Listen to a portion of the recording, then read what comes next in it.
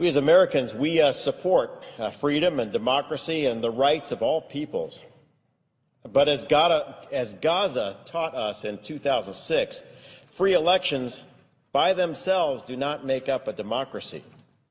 There are times when people are offered a chance to elect party leaders that offer them only one election to affirm a dictatorship. We can also learn from the year 1938 that the dangers of ignoring developments abroad are huge. Now, in the wake of the Arab Spring, we turn away from that region at our own peril. Now, on November 28th, the first stage of the Egyptian elections began, which will inaugurate a new electoral system forming a bicameral legislature. This first stage determines about 30% of 498 seats for the government's lower chamber called the People's Assembly. Before Egyptians arrived at the polls, protesters filled Tahrir Square in Cairo, and as a result, over 40 Egyptians were killed. Many are objecting to the military's interference in the electoral process and the decision to force elections well before secular parties had a time to build their capacities. According to public polling and sources on the ground, this will likely hand an electoral victory to the Muslim Brotherhood and more radical Islamic elements within Egyptian society. Although elections will last until March of 2012, the prediction of a Muslim Brotherhood victory is already becoming a reality. Early data shows an alarming trend of Islamicist domination of the Egyptian parliament. On December 5th, the High Electoral Commission announced that leaders of the Freedom and Justice Party, that's the political arm of the Muslim Brotherhood, had received a plurality of 36% of the vote, while the secular Egyptian bloc had gained less than 12%. When we include the runoff elections, which took place last week, it appears that the Muslim Brotherhood has won 73 out of 150 seats, or 49% of the currently contested outcomes. This is the same party that led a pre-election rally of 5,000 chanting, quote, "One day we shall kill all the Jews," and another quote, Tel Aviv, Judgment Day is coming." While many expected the Brotherhood to do well, there were other surprises. Salafist parties made up of anti-Western hardliners who follow a particularly radical version of Islam are also faring particularly well.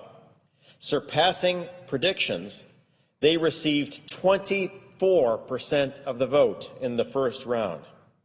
Importantly, these elections also included so-called liberal districts of Cairo and the Mediterranean port city of Alexandria.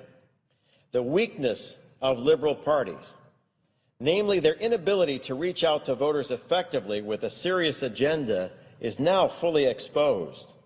Islamicists are taking full advantage of deeply rooted networks that extend from the mosques into Egypt's poor districts, and their grip in the traditionally conservative areas of Alexandria proved particularly tight.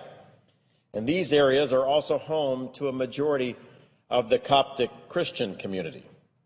It's clear that if Islamist parties and candidates continue their currently won gains in other elections, they will capture 60% of the national vote in Egypt. This will situate the new Egyptian parliament around deep ideological differences between Salafis and the Muslim Brotherhood and liberal groups, making the Brotherhood the power brokers between Egyptian left and right. Now, what does this all mean? By January, the United States could face an Egypt defined by a hatred of Israel and many of the freedoms we hold dear: a freedom of expression, of women's rights, the right to practice any religion. This Egypt counts Iran as a friend and poses a threat to the Camp David peace accords, which have served as the cornerstone for Egypt's strategic position for 30 years. Do we expect that an Islamist-led Egypt will prevent weapons from arriving in the hands of Hamas?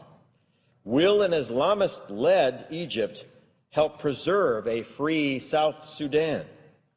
Will an Islamist-led Egypt act to protect Coptic Christians, who make up about 10% of Egypt? Or will we see continued violences, like we saw on October 9th in Mosrى, which killed 27 civilians and injured hundreds? Will an Islamist-led Egypt do what we expect with more than $1 billion of U.S. foreign assistance? Will they continue to share intelligence and to work against terrorism? These are all questions that may become critical issues for the national security of the United States very shortly. All of this instability prevents foreign investment and tourism that would help the Egyptian economy. The IMF has forecasted a little over 1% growth for the Egyptian economy next year. They said inflation will top at 11%, while almost 12% of Egyptians will be out of work. Recently, the Egyptian pound traded at its lowest level against the dollar in 7 years. This time last year, the region was on the threshold of exciting change, but today Egypt sits instead on the threshold of a very dangerous path.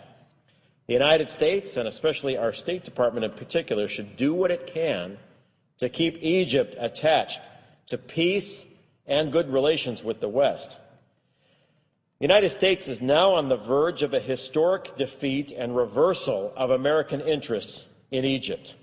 Currently, if there is an Obama administration plan for handling a new Islamist Egypt that rejects peace with Israel and allies with Iran, I don't know it. And I don't know if anyone does. We must keep our finger on the pulse of this process. Liberal voices in Egypt must work to preserve the democratic goals of the January Revolution. Recently, I had the privilege of meeting some of Egypt's best and brightest young liberal leaders. They'd like to build a free Egypt that respects women's rights and religious minorities and the rule of law. I was encouraged in meeting with them, but only hope that the coming election is not like a 1930s election in Germany, where people in Egypt are given one choice: to affirm a dictatorship, and then that is the end.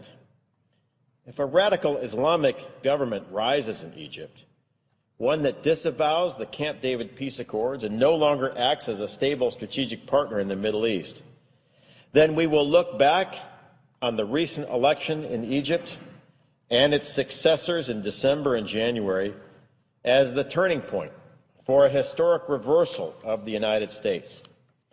My hope is that the State Department watches this very carefully. My hope is that we have a plan to make sure this critical country stays within the U.S. orbit. But my fear is, given the recent elections in Egypt, we have already lost quite a bit of ground. And if current trends continue, then by the middle of next year, we will have a Muslim Brotherhood government in command of the Suez Canal, in charge of Cairo, the second center of learning in the Arab world, along the border of our Israeli allies, friendly to Hamas, friendly to Iran, and hostile to Europe and the United States. And my hope is, over the holidays, we work very hard and diligently with our allies, and especially liberal forces in Egypt, to make sure that that reversal doesn't happen. And with that, Mr. President, I yield back.